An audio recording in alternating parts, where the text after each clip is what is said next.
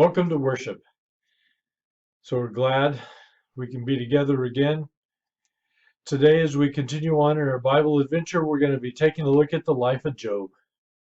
So we recognize that suffering is just a part of the human experience. It's a part of our lives. And so we're grateful that the scripture does not ignore that. So today we're going to walk along with Job as he suffers greatly and as we learn important truths about how suffering works even in our own lives. So I pray that you'll be encouraged in the word today. You know, sometimes life just doesn't work exactly like we want it to. Just when we'd like to kick back and relax, life just doesn't work like we think it should. Things get turned upside down on their heads.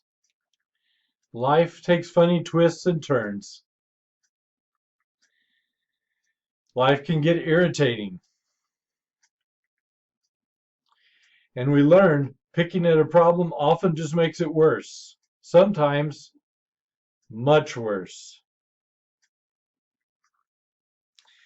Pieces in our lives don't always seem to fit. Square boxes and round holes. We can be caught right in between things, right in the pressure. And even when we think something's going to be easy, things can still go wrong. You can get stung. Something bad could be headed your way. In fact, sometimes it's right on top of us. And we can't always steer clear of trouble. Sometimes we just feel like we're on an island, all alone. And we just can't stand it anymore. And in fact, help may take a lot longer than you think. But we have this. At least we can count on our friends. Today we're going to learn that Job discovered he couldn't even count on his friends. The reality is this. As we take a look at the book of Job, this is what we see. We see where a suffering saint comes in contact with a sovereign God. I want to give a quick overview of the book and then finish by just talking about the purpose and reality of suffering. When we think about the book of Job, it starts with the dilemma. The dilemma is this. Job was rich and prospered until one day. Look with me in Job chapter 1. There was a man whose name was Job. He was blameless and upright. He feared God and shunned evil. He had 7 sons and 3 daughters, and he owned 7,000 sheep, 3,000 camels, 500 yoke of oxen, and 500 donkeys, and a large number of servants. He was the greatest man among the people of the East. His sons used to take turns holding feasts in their homes, and they would invite their 3 sisters to eat and drink with them. And when a period of feasting had run its course, Job would send and have them purified. Early in the morning, he would sacrifice a burnt offering for each of them, thinking, perhaps my children have sinned and cursed God in their hearts. This was Job's regular custom. A righteous man. Then one day, the angels came to present themselves before the Lord, and Satan also came with them. The Lord said to Satan, where have you come from? Satan answered the Lord, from roaming to and fro on the earth, going back and forth in it. Then the Lord said to Satan, have you considered my servant Job? There's no one on earth like him. He's blameless and upright, a man who fears God and shuns evil. Satan replied, does Job fear God for nothing?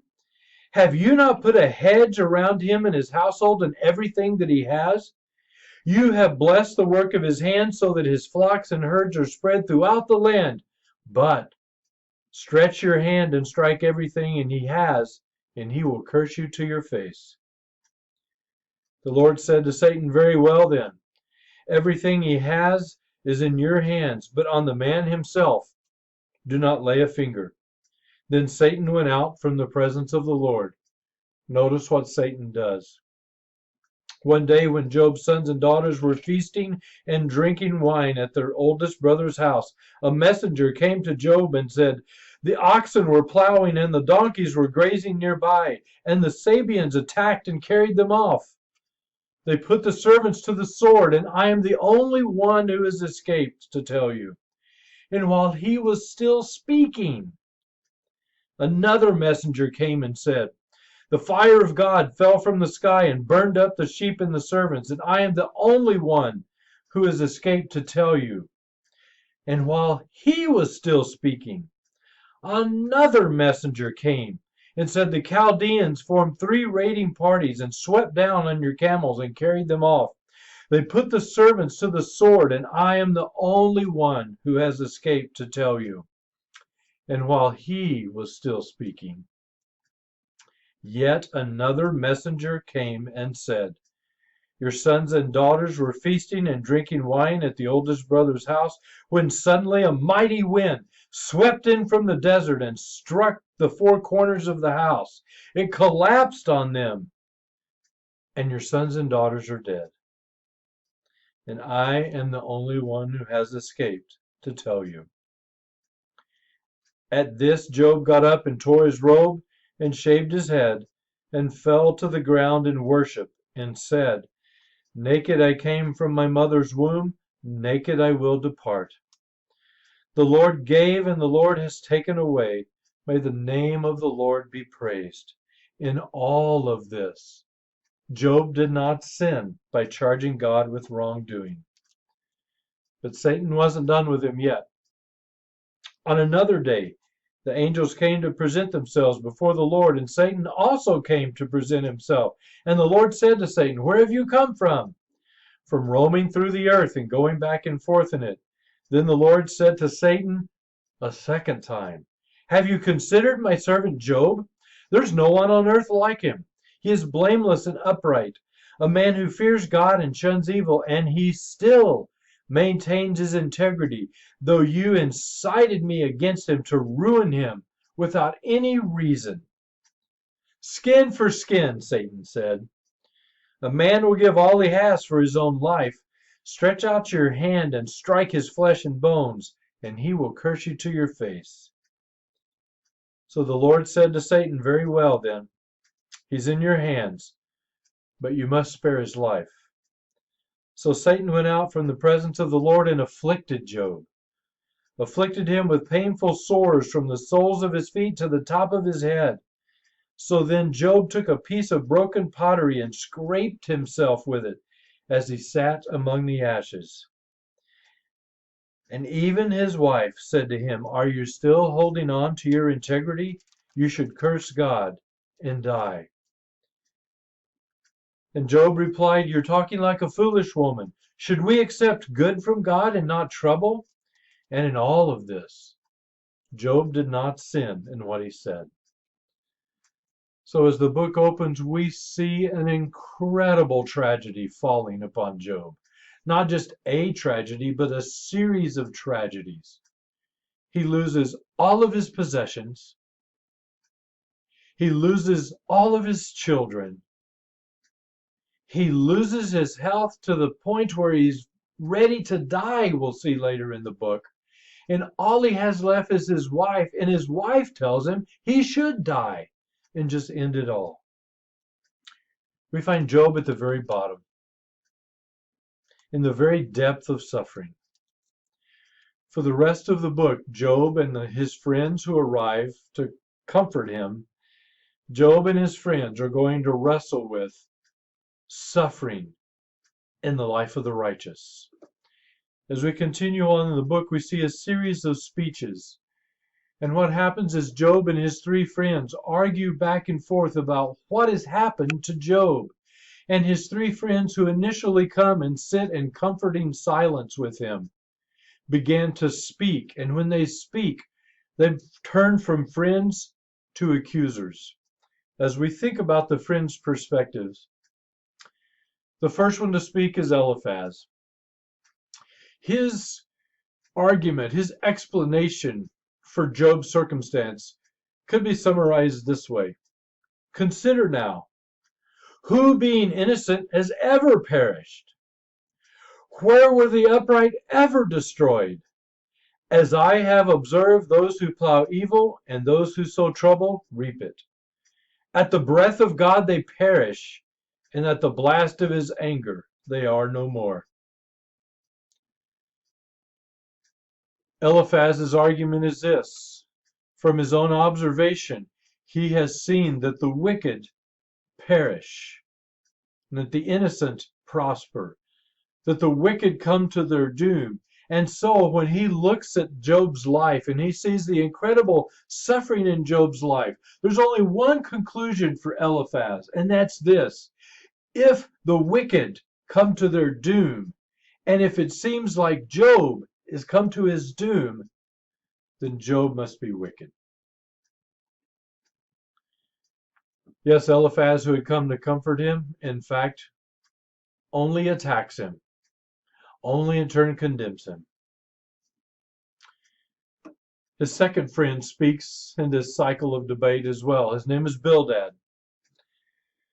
After Job pleading his innocence, and after Job saying he has no idea why this has come upon him, Bildad, his friend, replies, "How long will you say such things?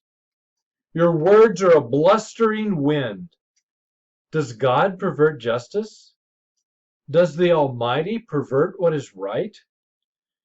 When your children sinned against him, he gave them over to the penalty of their sin."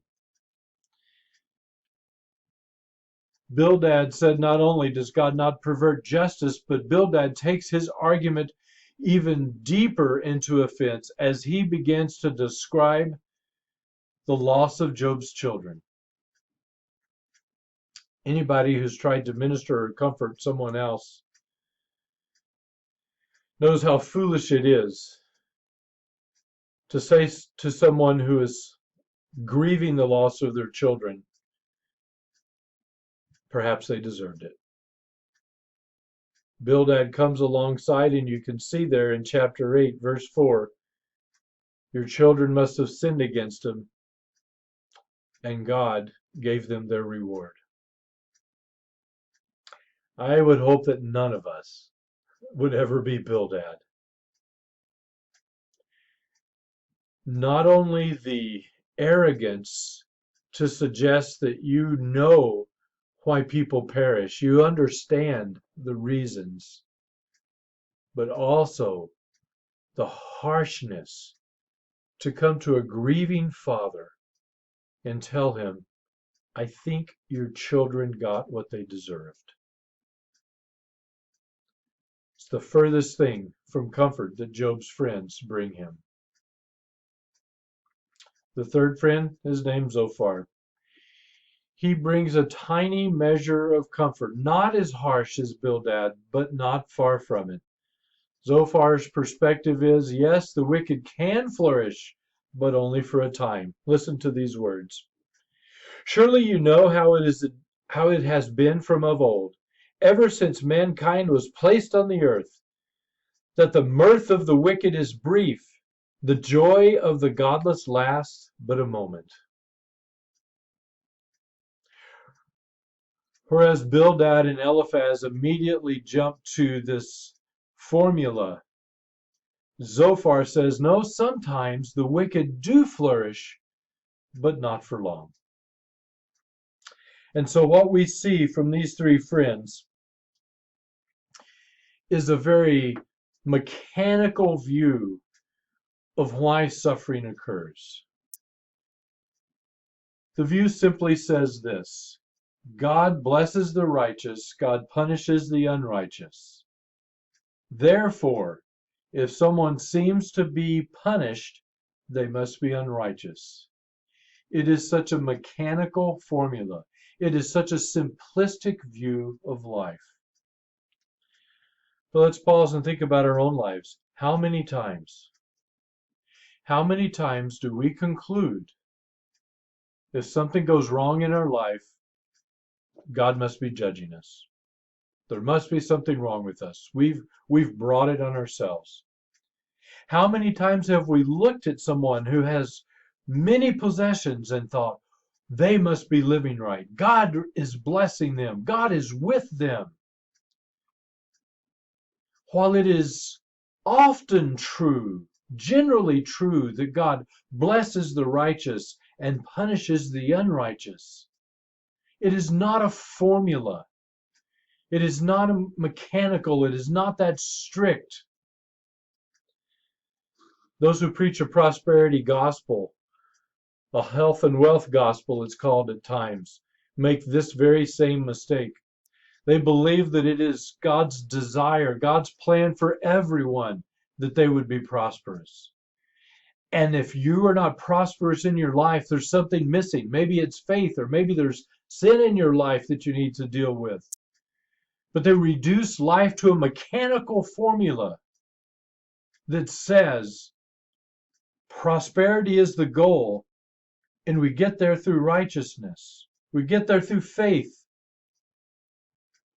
And then we run into somebody who is genuinely faithful to the Lord, someone whose life is completely devoted to Him, and yet their life is marked by suffering. We run into Job. What do we have to say for him?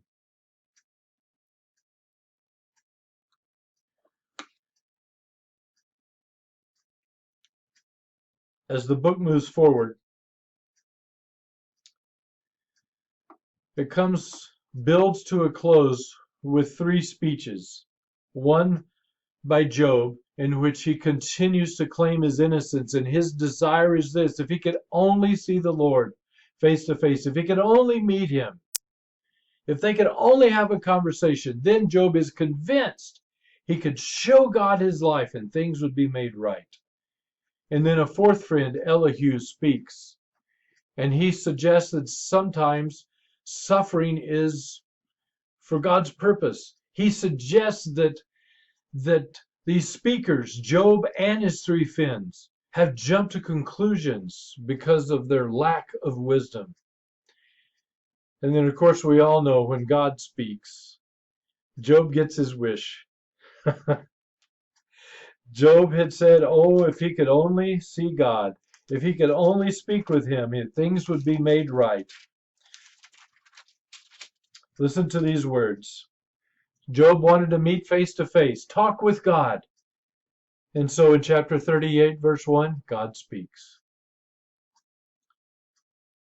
Then the Lord answered Job out of a storm, and he said, who is this that darkens my counsel with words that are without knowledge? Job, brace yourself like a man. I will question you, and you will answer me. And for 4 chapters, God questions Job about where was he when this earth was created? Where was he when wisdom was said? How does he hold back the oceans from the land? And of course, Job's answer is he's completely humbled before God. And his response to God is this: God, I'm so sorry. I've spoken about things I don't know. It's important to note in this book that when the story starts, you and I, as the readers, we know something of Job's story that Job and his friends do not know. God allows us to see the heavenly scene in which Satan the accuser sets out a plan to attack Job. And God allows it because Job becomes a picture, a portrait of devotion. Job does not realize that in his suffering, he is displaying the ability of God to transform a person's heart. He is demonstrating through Job's awful tragedies, that a human being strengthened by the power of God can remain true to him in the deepest and darkest of circumstances. Job doesn't know that. Job and his friends debate back and forth about why this has happened. They argue and they fight. And yet when God speaks now at the end, even now, God does not tell Job that rest of the small part of Job's story. He never tells Job, Job, you were a part of a contest, a demonstration by me to Satan. that you are devoted. He never knows that. God answers not the question of Job's life, but he answers the bigger question. God answers this question. Does a sovereign God have a right to work through his children to bring himself glory? Who owns our lives? Who directs them? Do we? Do we determine what we deserve? Do we determine how our life is going to glorify God? Or does God himself? Like the passage in Jeremiah reminds us, we're the clay, God is the potter who shapes us. And in that passage it says, what right does the clay have to say, why did you make me this way? What right does Job have to say, why did you put me through so much suffering? What right do we have to say, why do they have this and I don't? Why do they have this blessing and I don't receive it? Why do they have these opportunities and I don't have them? Instead, God answers the bigger question. Will you trust me as a sovereign God to bring glory through your life? And so with that series of questions, he humbles Job. He humbles Job. Of course, we know how the book ends. God in his goodness brings Job back, gives him children, gives him animals, gives him blessing, prospers him again, and rebukes his friends for their foolish talk. But you'll notice as you look on the screen, I've left a chapter out, one that I think is maybe one of the very keys of this book. It's called the Wisdom Poem in chapter 28. You see, in the outline, it's the bridge between the debate, the argument, and then the speeches that bring us to God's final questions. And the turning point in the book is this wisdom poem. And in a moment of clarity, Job captures from the human side, where do we find wisdom in the midst of suffering? Listen to his words in the wisdom poem. There is a mine for silver and a place where gold is refined. Iron is taken from the earth and copper is taken from its ore. Man puts an end to the darkness and searches the farthest recesses for ore in the blackest darkness. Far from where people dwell, he cuts a shaft in places forgotten by the foot of man. Far from men, he dangles and sways. The earth from which food comes is transformed below as fire. Sapphires come from its rocks, and its dust contain nuggets of gold. No bird of prey has never, ever known this hidden path. No falcon has seen it. Proud beasts do not set foot on it, and no lion prowls there. Man's hand assaults the flinty rock and lays bare even the roots of the mountains. He tunnels through the rock and sees all of the earth's treasures. He searches even the sources of the river and brings hidden things to light. But where can wisdom be found? Where does understanding dwell? Man doesn't comprehend its worth. It cannot be found even in the land of the living. The deep says, I don't have it. The sea says, it's not with me. It cannot be bought with the very finest of gold, nor can wisdom be weighed with silver. It cannot be bought with the gold of Ophir or precious onyx or sapphires. Neither gold nor crystal can ever compare with wisdom, nor can it be had for the greatest of jewels. Coral and jasper are not worthy of mentioning with it. The price of wisdom is beyond rubies. The topaz of Cush cannot compare with it, and it cannot be bought with pure gold. So then where does wisdom come from? Where does understanding live? It's hidden.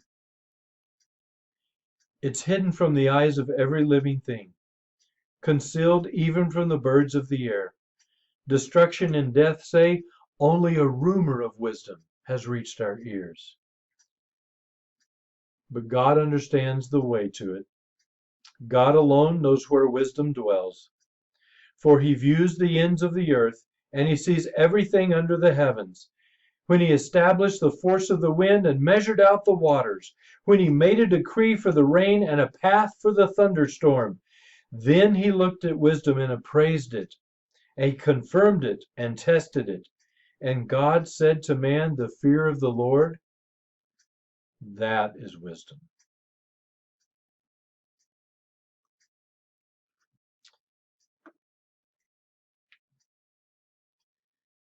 I think in this poem, we see one of the keys to understanding how to grasp our suffering. Wisdom not found in Job's friends. Wisdom is a possession of God.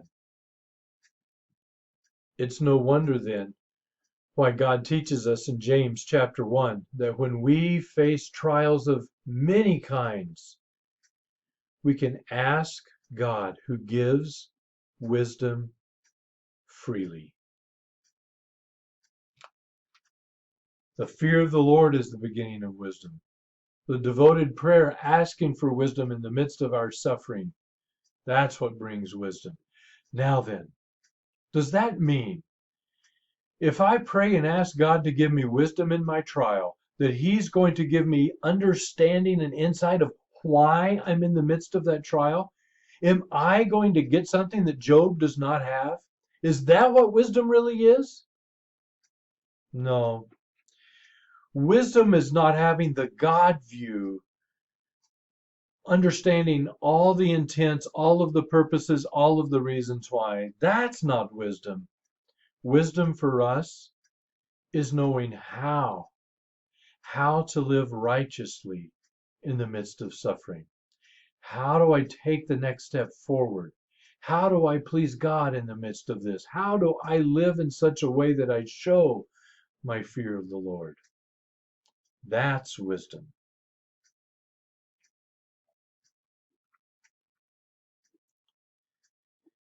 This wisdom is the key in the midst of our suffering. We find it from God alone. What God wants us to be in the midst of our suffering is faithful. What God wants us to do in the midst of our suffering is turn to Him instead of turn away. What God wants us to do in the midst of our suffering, instead of turning inside and beginning to doubt and question and condemn ourselves, to cry out to God, who is near to the broken heart.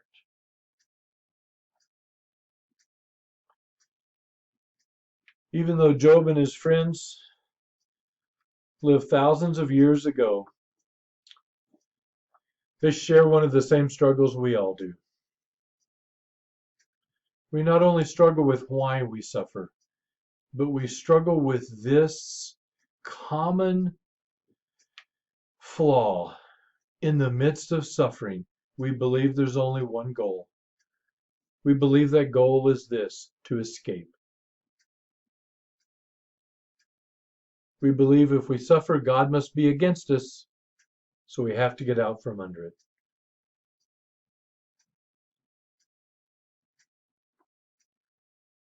God allowed Job to suffer for a long time. His plan was not an immediate escape. God allowed people throughout the scriptures to suffer, and some of them to come to the end of their life, sad and broken, but still faithful to the Lord. Look at the great heroes of the faith in Hebrews chapter 11, as it talks about their greatness, but then in its conclusion it says all of these lived and died without receiving the ultimate promise that they longed for. But it says they died in faith. What if, while we're trying to escape suffering, what if Lauren Daigle is right when she sings these words? What if your blessings come through raindrops? What if your healing comes through tears? What if 1,000 sleepless nights are what it takes to know you're near? What if my greatest disappointments or the aching in this life is revealing of a greater thirst this life can't satisfy? What if the trials of this life, the rain, the storms, the darkest nights, are God's mercies in disguise? What if Paul is right when he writes these words? Our momentary troubles achieve for us an eternal weight of glory that far outweighs them all. What if when Jesus tells the story of the beggar and he says to the rich man, in your lifetime you received good things, while the beggar bad. Now you are in agony, and he is comforted. What if when Jesus told that story, it wasn't just a story? What if it's true?